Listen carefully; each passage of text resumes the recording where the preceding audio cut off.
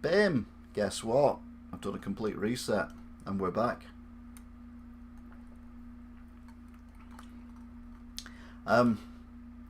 Yeah, just like to say welcome and let's get through this before we all melt. The UK at the moment is going through something of another heat wave, not as bad as the last one, but for me it feels a bit hotter, a bit whisperer, which I don't quite understand. So anyway, we'll carry on where we left off, and hopefully we will do better than what we did in our first attempt. So here we go, take two. Of course, anyone who's not watching this live will think there's only one. So why is he saying that? That's because I've just deleted the other one because it was only like 3 minutes long and just laggy as hell.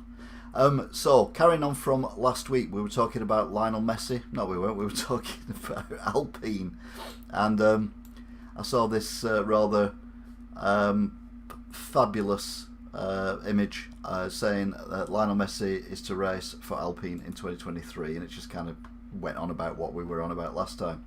There's a lot more serious news going on in the world, including something I've never done before, which is breaking news. Salman Rushdie. Now, those people of a certain age will know who Salman Rushdie is. Has that picture just got bigger or not? He basically wrote a book called Satanic Verses decades ago, and the Ayatollah Khomeini put a fatwa on him, which basically meant because he'd it got bigger, right? Because he'd done something bigger. Thank you, Smiley. Thanks, JT. Thanks, Angela. This is my head's gone. Because he decried Allah in the book, he had to be killed. So he went to hiding for a few decades. Finally come out. Ayatollah Khomeini has been dead for a while, and it's all gone a bit peaceful for him until about 3 hours ago, where he was in America. He was about to give a speech on stage, and he's been stabbed. Unknown person stabbed him, but the person's under arrest, and he's been taken to hospital via air ambulance. So fingers crossed, he's going to be okay, and hopefully the person who did it will get their just results. Not heard any more other than he's in hospital. Yeah, in the neck, and then other people have said he's been multiply stabbed as well. So it's not a good thing at all. Anyway, talking of other things which are not good. Poor Archie Battersby. Mother's released another picture. His life support was turned off on Saturday, and he died at 12:15.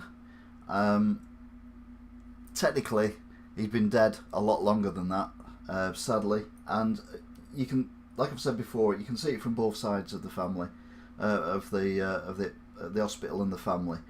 It's your son. He's only 12. He's ended up in this position for whatever reason, and you want to do the best. So they've tried the best. They may have took it too far. The good news was, I don't think Archie actually suffered, because they said he was brain cell dead. I think it was just the family that suffered. But I think we've not heard the last of this. I think there's going to be a lot more to come out over the next few months regarding the whole issue. Meanwhile, it's all kicked off again in Gaza and the Israel. This explosion here, I think it's this one anyway, it's got the right date tag on it, was the explosion that killed one of the leaders in Gaza, which was a targeted attack, also killed children and other family members as well, and then caused retaliation back into Israel from Gaza. So it's all tragic and awful and everything, but you're like, when will this ever end? I mean, this has not been going on for weeks or months, or even years, or even decades. This has been going on and off for centuries. I mean, even in Christ's time, fairy tale, he was involved in it in a way. it's just bonkers how this can go on and no one see an outcome for it. I mean, I know loads of people have tried in the last 40, 50 years, but it's just not happening. But thankfully, it was only a small fire, unlike this one. Now I know what you're thinking, but no, it's not. This one is Cuba. There was a fuel tank fire that has destroyed one of the main fuel storage depots that they have in Cuba. Not only has it done that, but it destroyed one, but then it ended up destroying 4 or 5. Last time I looked it was 4, but I think it's 5. And this is very important to Cuba. Cuba's an island. I never knew that, I'll be honest. I always thought it was part of South America. I've always thought about North Korea. That's a modern day Holocaust and can't do anything about it. Same's going on in China as well, mate. That's the problem. I'm not actually going back to JT as well. Hiya, Rach. Anyway, this fire has been going on for days. I'm not sure it's put out or not because there's other stuff going on around the world. But it's a massive, massive fire. All those carbon dioxide and just going up in the atmosphere. This is the problem we've got. What we're going to do is we get to the stage now where the planet is burning. Okay, this isn't necessarily anything to do with global warming, it's an accident, but all these fires are pumping more and more she says more and more gases into the atmosphere, which is creating more global warming. So we're at that tipping point where we could go over it's a smiley face. We'll go over into a point where we can't do anything about it. It's just going to snowball and snowball until we're just melting all the time, quite literally. Cuba as well, because of the fuel shortages and the fuel problems, which was before this accident, has also had rolling power cuts, which basically means certain parts of Cuba, their power is cut off at a certain time for a certain length of time, and then it's put back on again and someone else has their power turned off, and it kind of rotates around the different districts and different towns and things. And there's rumours that could be happening in the United Kingdom as well at some point, but more of that in the next few weeks, I would have thought. But not to worry, because everyone's favourite president, I think we should just forgive Russia. I can't be bothered paying $3,000 a year for gas and electricity. To be fair, prices were going up before Russia invaded Ukraine, and not because Russia was about to invade Ukraine. Now I don't know how much you can see of this thing. I can actually do this live now, can I? So, but if you look carefully, Biden's got a piece of paper there that's showing him what a wind turbine looks like, and various other bits and pieces as well. Anyway, it's worked. Whoever gave him that bit of paper, well done to you. He has got through the US Senate and Congress and all that. The climate bill, which is $369 odd amount billion, and he's passed it through the Senate, and this is to help with climate change. Now, China and America are the biggest climate change makers, the amount of pollutions that they put up in the air, so it's only fair that they actually do something about it. As I've said before, if we all went back to living in caves and having little wind turbines for our electricity, every house, so we didn't use any electricity, we didn't use cars, we didn't use anything else, we didn't use gas, we just used renewable energy, it wouldn't make a blind bit of difference to the rest of the world. We are so small. So what the effort we're going into is beyond me. Obviously we need to do it now to save money for people, but like I've said before, there's ways around that, including I've got to add now to my green hydrogen, which I think is the future, certainly for aeroplanes, and road vehicles as well. Electricity, batteries, complete waste of time. But synthetic fuel as well, because that is carbon neutral. The amount of carbon needed to make synthetic fuel is taken from the atmosphere and then it's returned into the atmosphere. So it's literally, the atmosphere stays the same, but someone gets to travel around in a car. So that makes sense. We've had some sad deaths as well recently. This week we've had Dame Olivia Neutron Bomb.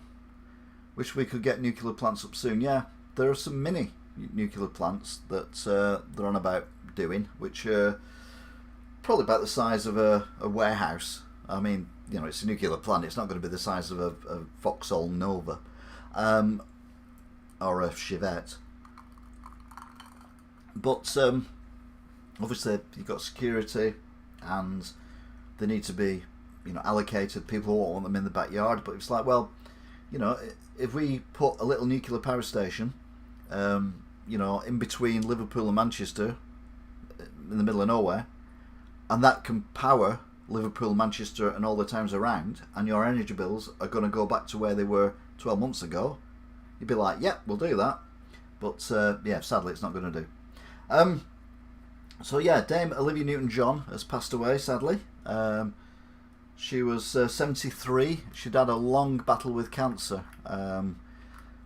So I can imagine everything was just awful about it. Most people remember her for Grease with John Travolta, where they were playing high school kids, but I think some of the people who were playing high school kids were in their 30s, and they're whinging about Coronation Street, where there's a 15-year-old playing an 11-year-old. Yet everyone loves Grease. Makes no sense to me.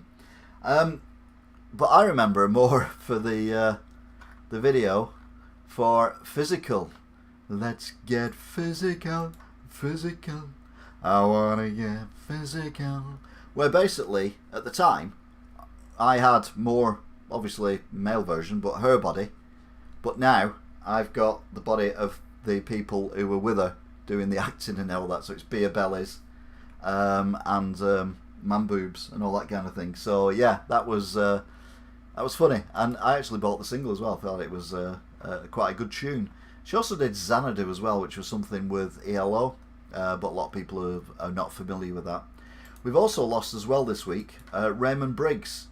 Now he could have walked past you on the street. He was 88, and you wouldn't have recognised him. But what you would recognise is what he's done for British, and to be fair, probably worldwide children, families and people like that. With The Snowman, not only did he write the story of The Snowman, he also illustrated it as well. He didn't do the animation for the TV show, but he overlooked on it, and it was all based on his artwork from the original books. So yeah, it was a sad loss. But he'd also done as well, which again a few people are not aware of, Fungus the Bogeyman, Father Christmas, but the one that I remember him for is When the Wind Blows, which was a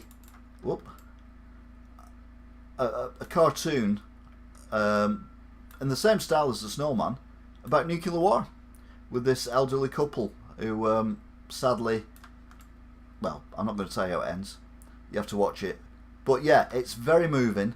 It's a very, very clever, why is that all the way over there you go, it's a very clever thing that he did with it, but yeah, it didn't get the recognition that I thought it deserved. I thought it was really, really good. So I think David Bowie was involved as well in the actual animation version of it, but I've only ever seen it a couple of times, and I've never seen it on DVD or video or anything. The Commonwealth Games ended. Hurrah! Because I couldn't care less. And when they ended, it was... I'm just moving things around on my screen so it's easier for me to see what's going on, because this moving things around is a bit complicated. More complicated than I'd anticipated. So you can see there the medal table. Australia even had 80 gold, 198 altogether. England comes second with 45 gold and 136 altogether. And then we had India, Canada, New Zealand, South Africa, Wales, who got 36 medals, Scotland 44, and then in 20th place Northern Ireland, who got 12. The Isle of Man also went, which is local to us, but sadly they didn't actually get any medals At least not this time. But maybe next time, eh? You never know. Never say never. It ended, like these things do, and I was quite impressed because of all the health concerns that have been going around recently, that they got Ozzy Osbourne to do it. Now, I only really know, I mean, obviously I was around when he was in the bands and when he did his solo stuff and all that kind of thing. But it's not my music, it's not my kind of thing. I probably appreciate it more now than I did back then. If you go on to probably YouTube, there's probably a YouTube channel for When the Wind Blows. But get your tissues ready. It's funny, but it's also tragic at the same time. Anyway, yeah, a lot of things about Ozzy Osbourne being really, really, really ill, and people worrying about his health and all that kind of stuff. And then he appears in the closing ceremony for the Commonwealth Games, and they cremate him live on stage. Okay, they didn't do that. Just what it looks like. I saw clips of it, and I caught the end of it, and it was all right. He was on he had one of them weird sticks with a cushion going across the top, like a tripod with a long round cushion on it that he could lean on. Because obviously he's not a young man, and he's had lots and lots and lots of experiences with chemicals, shall we say? And he was obviously sitting on that, and the voice wasn't great, but it was good to see him. I only really know him from The Osbournes, which was a TV show where the cameras just went into his house and just filmed them. At the time, he was doped up on drugs, but these were prescription drugs, which were given to him by his doctor, and it basically looked like he always looks crazy. That is true. Looked like he sounded like he was, literally like, struggling to talk and all that. And then they took him off the drugs, and he's quite lucid. But obviously he's getting older. He must be well into his late 60s, early 70s, I don't know. But yeah, anyway, it was good to see him. And he is from Birmingham, so it all kind of fitted really well. As you know, there's a drought issue in the UK and in the whole of Europe and parts of America as well. So it was a bit frustrating when in Islington, London, which is one of the worst affected areas, there was a flood. Not caused by rain, caused by a burst water main. They're telling people in lots of places in the UK not to use hose pipes or anything like that. And Thames Water have basically, I think, how many hose pipes could that have been?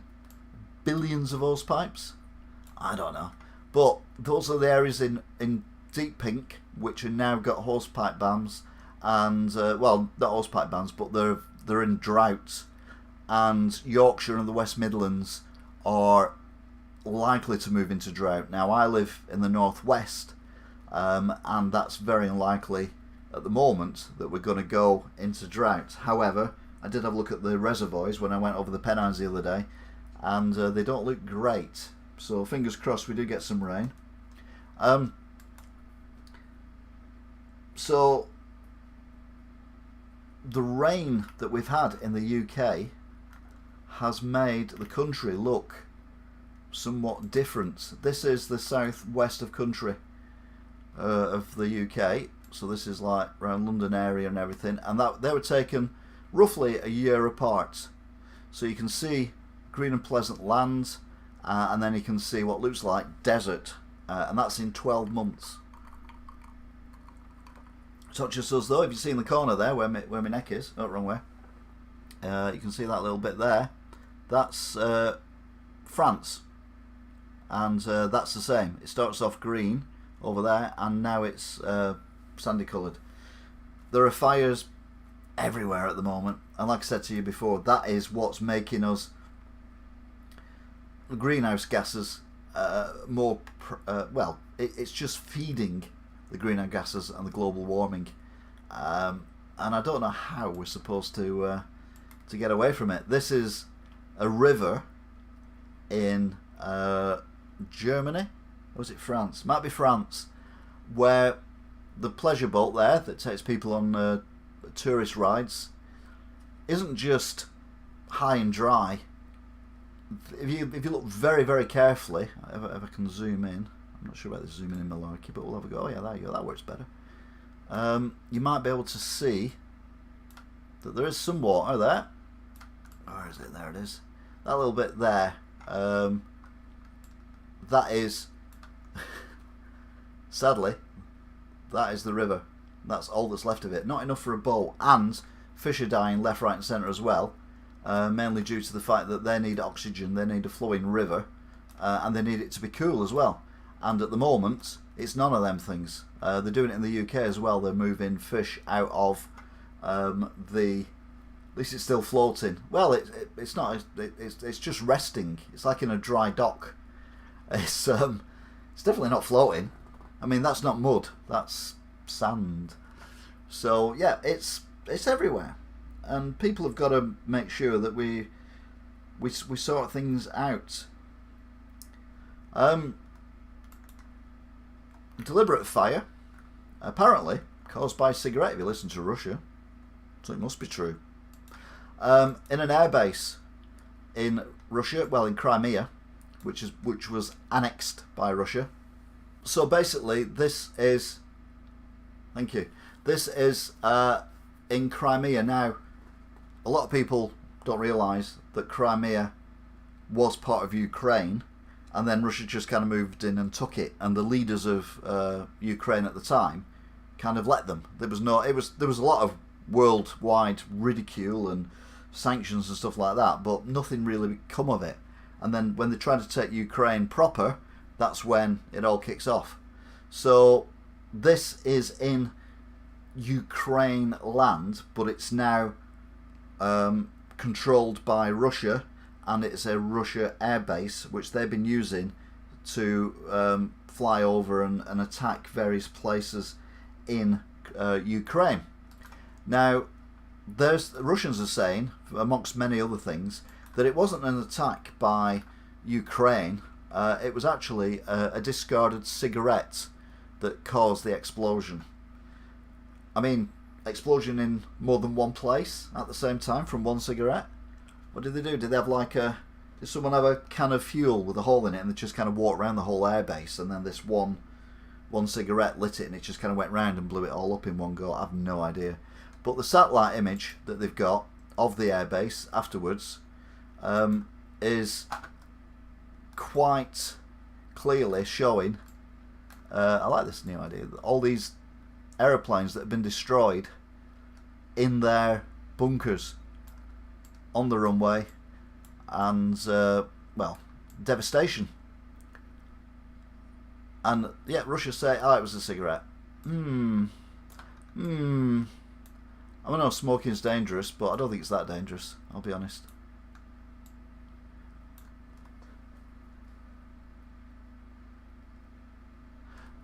Meanwhile, in Legoland in Germany, there's been a really bizarre accident.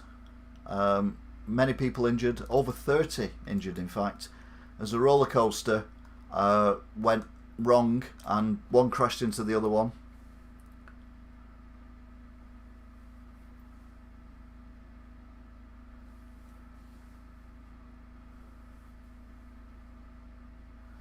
Unrelated, but in the USA we got limited edition Lewis Hamilton Monster Energy drink, and they all immediately went into the discount bin since no one watches F1 here. Yeah, but Lewis Hamilton loves it. It looks very hot there. It's very hot everywhere at the moment. But yeah, Legoland, 30 odd people injured. Thankfully, even though it was a serious accident, the carts weren't made out of Lego, so they actually managed to stay in one piece. Otherwise, it could have been a lot worse. If you're excited about such things, which you know I'm not, because of the conflict in Ukraine, the UK is being offered and has accepted the offer of hosting Eurovision. Woo. And that means, Sam Ryder. God, I hate that guy so much. I said I would straight away. He just looks like one of them guys that you don't like, you know. So the teams, or the cities left now, are Glasgow, Newcastle, Manchester, Leeds, Liverpool, Sheffield, and Birmingham. Now Birmingham's already had the Commonwealth Games, so we can write them off. We don't have a good city. They'll probably send out bloody him again, Sam Ryder, and then I'll get a knighthood or something stupid. I don't know. You keep showing that blinking clip on the news where Spaceman. God, I hate that. I hate that so much. Anyway, Manchester and Liverpool closest to us, but Leeds and Sheffield aren't that far away either. So if one of them gets it, I'll make sure I make a very strong effort when it's on to avoid whichever city's got it. Because I want nothing to do with Eurovision. It's just not my thing. I'll go back to Ukraine. There is a nuclear... Well, it's not a nuclear. It's one of the biggest nuclear power stations in Europe, if not the world. What is currently being used by the Russians to hide tanks in. And Ukraine are saying that they are not bombing it, but there are bombs landing very near to it, and Russia is saying they're not bombing it, but there are bombs landing very near to it, and we could have a nuclear disaster. And I think it should be a war crime to use a nuclear